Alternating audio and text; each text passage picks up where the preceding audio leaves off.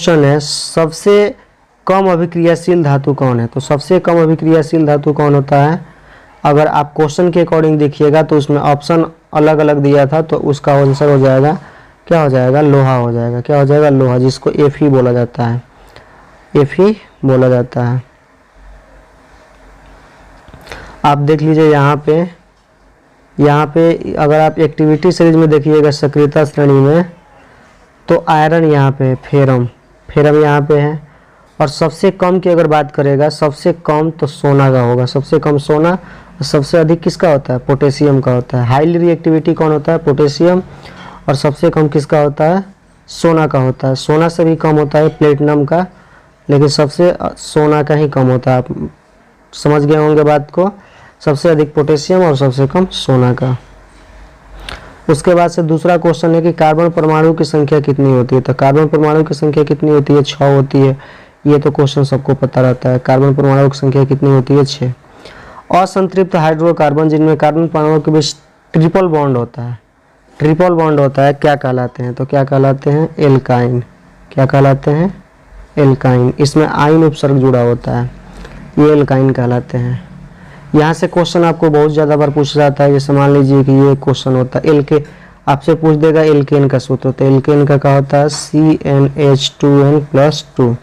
आपसे पूछ देगा एल्कीन का सूत्र, तो CnH2n-2। आपसे पूछ देगा एल्काइन, जो अभी बता रहे हैं, CnH2n-2। ये 3 सूत्र होता है। ये एल्केन का होता है, ये एल्कीन का होता है, ये एल्काइन का होता है। ये बहुत ज़्यादा बार एग्जाम में पूछे जाते हैं। हाइड्रोकार्बन है।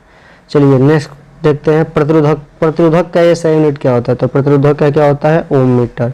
आपको पता भी होगा, ओम मीटर। नेक्स्ट क्वेश्चन है कि विद्युत का सबसे अच्छा चालक कौन है। तो विद्युत का सबसे अच्छा चालक कौन है। देखिए सबसे अच्छा मतलब चालक होता है वो चांदी होता है। चांदी का संकेत क्या होता है, Ag होता है, अर्जेंटिनम। विद्युत धारा के चुंबकीय प्रभाव का खोज किसने किया, ऑस्टेड ने किया। आपको पढ़ना भी है ऑस्टेड का नियम। विद्युत मोटर परिवर्तित करता है। तो विद्युत मोटर किस में परिवर्तित करता है, क्या चेंज करता है। तो ये क्या करता है कि विद्युत ऊर्जा को यांत्रिक ऊर्जा में चेंज करता है। वहीं जनरेटर की अगर बात करेगा तो ये यांत्रिक ऊर्जा से किस में चेंज करेगा, विद्युत ऊर्जा में चेंज करेगा।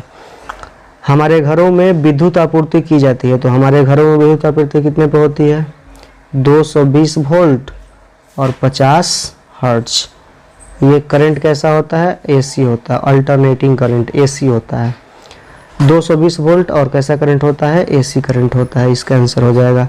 कार के अग्रदीप के रूप में कौन सा दर्पण का उपयोग किया जाता है। तो कार के अग्रदीप के रूप में अवतल दर्पण का उपयोग किया जाएगा। प्रश्न आपसे एक और भी पूछ सकता है कि गाड़ियों के साइड मिरर में, तो ये कौन सा हो जाएगा, उत्तल हो जाएगा। गाड़ियों के साइड मिरर में कौन लगा होता है, उत्तल लगा होता है, उत्तल दर्पण। नेक्स्ट क्वेश्चन है कि मेंडल ने अपने प्रयोग के लिए किस पौधों को चुना। तो मेंडल ने अपने प्रयोग के लिए मटर के पौधों को चुना। कई बार ऐसे भी प्रश्न पूछे जाते हैं कि मटर को ही क्यों चुना। तो मटर को चुनने के पीछे रीजन था, क्योंकि अगर मान लीजिए कि हम मटर को चुनेंगे तो मटर बहुत जल्दी उगने वाला फसल है और उसमें हम उसके सिम्टम्स को देख सकते हैं, मतलब कि एक्सपेरिमेंट हम जल्दी ही कर सकते हैं उस पर। इसलिए मेंडल साहब ने मटर के पौधों को चुना।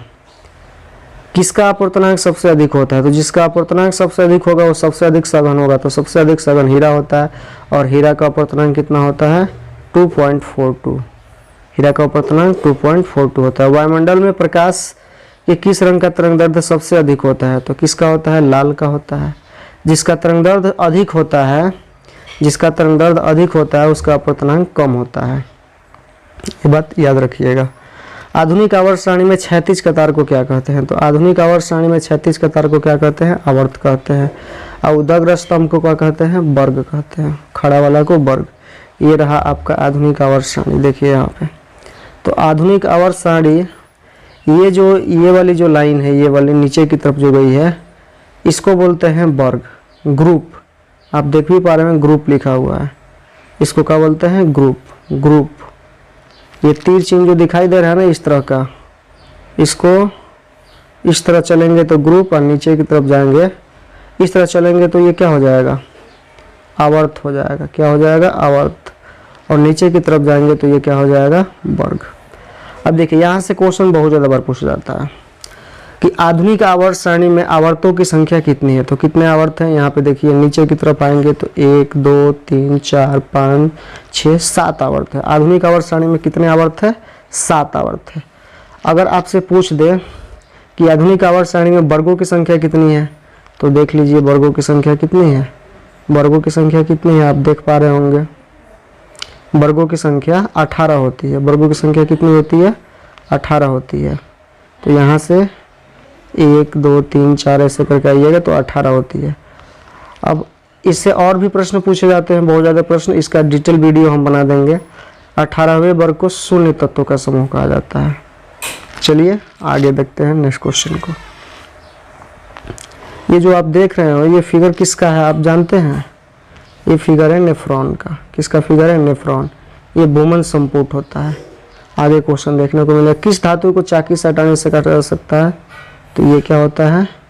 सोडियम होता है। सोडियम, गलती से मिसप्रिंट हो गया, सोडियम होता है। क्या होता है? सोडियम। टार्टरिक अम्ल में क्या पाया जाता है? इमली। टार्टरिक अम्ल किस में पाया जाता है? इमली में। ऐसे ही ऑक्जेलिक अम्ल पूछ सकता है टमाटर में। जिप्सम का रासायनिक सूत्र लिखे, तो जिप्सम का रासायनिक सूत्र क्या होता है? CaSO4 2H2O। ब्रिक की रचनात्मक एवं क्रियात्मक इकाई को क्या कहते हैं? नेफ्रॉन कहते हैं। क्या कहते हैं? नेफ्रॉन। ये रहा आपका नेफ्रॉन। ये जो दिल जैसा दिखाई दे रहा है ना, ये इसको बोलते हैं बोमेन कैप्सूल, बोमेन संपुट। आपसे ये भी प्रश्न पूछ सकता है कि बोमेन संपुट किसका हिस्सा है? तो किसका हिस्सा है? नेफ्रॉन का। किसका? नेफ्रॉन का हिस्सा है। अम्ल का pH मान होता है, तो अम्ल का pH मान आपको पता ही है, 7 से क्या होता है? कम होता है। धोने के सोडा का रासायनिक सूत्र क्या होता है? Na2CO3 10H2O। आप इसको ऐसे भी याद रख सकते हैं, Na2CO3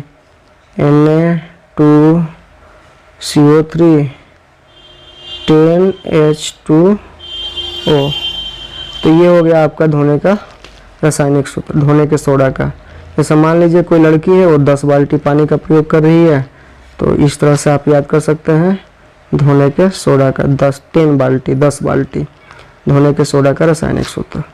आई होप आप इस वीडियो से बहुत कुछ सीखे होंगे। तब तक के लिए बाय बाय, थैंक यू।